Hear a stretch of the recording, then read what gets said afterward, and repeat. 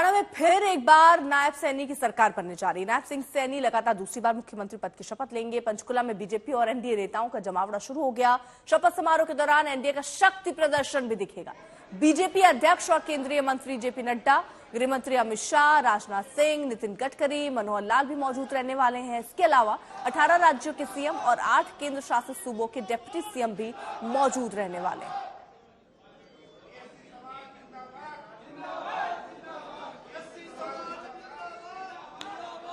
अशोक सिंघल हमारे सहयोगी से तमाम जानकारी के साथ जुड़ गए हैं। अशोक, किस तरह की तैयारियां वहां पर की गई हैं शपथ ग्रहण को लेकर? जाहिर तौर पर बड़े शक्ति प्रदर्शन की तैयारी है, बड़े बड़े दिग्गज नेता बीजेपी के पहुंच रहे हैं, क्या तैयारियां दिखाएंगे आप?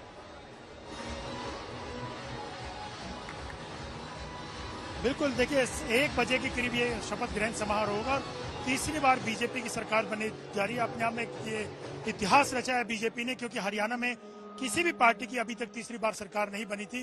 सिर्फ बीजेपी ने ये कारनामा किया है और नायब सिंह सैनी के लीडरशिप में उन्हीं को मुख्यमंत्री बनाया जा रहा है। और 13 मंत्री यहाँ पर शपथ लेंगे, जिसमें अनिल विज है, जो कि पिछली बार जब नायब सिंह सैनी को मनोहर खट्टर को हटाने के बाद मुख्यमंत्री बनाया गया था तो अनिल विज ने मना कर दिया था कि वो मंत्री नहीं बनेंगे। लेकिन इस बार खुद नायब सिंह सैनी ने उनको फोन किया।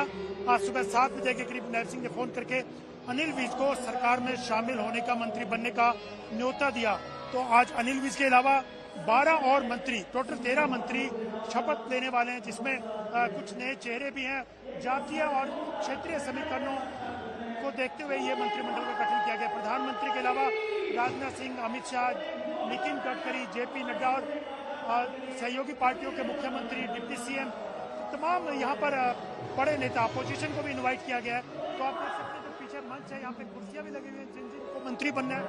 पीछे मेरी दाहिनी तरफ वो कुर्सियां रखी हुई है, 13 कुर्सियां, जिसमें मंत्री जो बनने वाले मंत्री हैं वो बैठेंगे। इसके अलावा प्रधानमंत्री और तमाम दूसरे नेता शरीक करेंगे। इसके अलावा यहाँ पर जो तैयारियां की गई हैं, 1 बजे जब शपथ ग्रहण समारोह हो जाएगा उसके बाद एनडीए के मुख्यमंत्री और डिप्टी सीएम की एक कॉन्क्लेव भी रखा गया है। स्वेरिंग इन के बाद करीब 3-4 घंटे वो कॉन्क्लेव चलने वाला है। लेकिन सबसे इंटरेस्टिंग बात यह है कि जिस ढंग से नायब सिंह सैनी सरकार तीसरी बार बीजेपी सरकार बनने जा रही है, वो अपने आप में एक लोगों ने इतिहास रचा है, बीजेपी ने इतिहास रचा है। और बीजेपी का जो एजेंडा है 100 दिन का, आज जो स्वेरिंग इन सेरेमनी होगी उसके बाद नायब सिंह मुख्यमंत्री बनने के बाद कैबिनेट की बैठक हो सकती है और अगले 100 दिन का एजेंडा घोषित कर सकते हैं कि अगले 100 दिन वो क्या क्या काम करने वाले हैं। तो देखना होगा कि किस ढंग से जो घोषणाएं थी नायब सिंह से बीजेपी के चुनाव के दौरान वो किस ढंग से आगे लेके जाएंगे। तो आज प्रधानमंत्री से तमाम लोग यहाँ पर इस स्वेरिंग इन सेरेमनी में शरीक होंगे और बाकी लोगों को इनवाइट किया गया है। ठीक है, तो तैयारियां कैसी हैं वो आपने देख लिया। अशोक सिंघल हमारे साथ, हमारे सहयोगी मौजूद है। कमलजीत भी हमारे साथ, हमारी सहयोगी इस वक्त जुड़ी हुई है। कमलजीत, किसको किसको फोन किया? वो जो संभावित चेहरे दिख रहे हैं उनमें से भी कोई सरप्राइज एलिमेंट दिखता है क्या?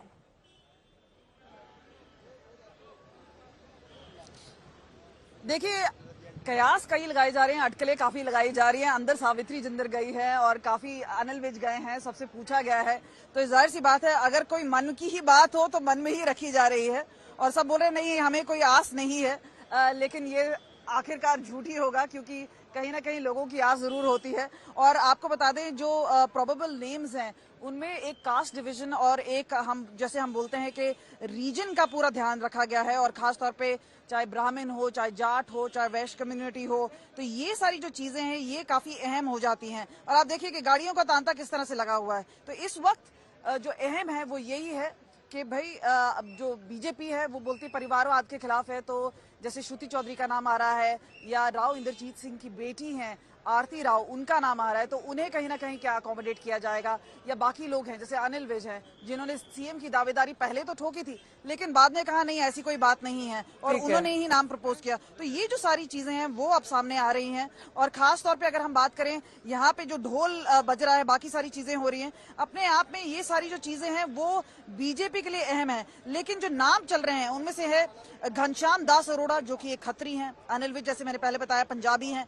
कृष्ण पवार हैं, दलित हैं। कृष्ण कुमार बेदी हैं, वो भी दलित हैं। आरती राव अहीर हैं। उसके बाद हम रणबीर सिंह गंगवार की बात करें, वो भी सैनी साहब की तरह ओबीसी हैं। और विपुल गोयल एक बनिया है, मूलचंद ठीक है। शर्मा है, ब्राह्मण है। बहुत बहुत तो ये जो शुक्रिया कास्ट तमाम इक्वेशन है, जानकारी के लिए आपका।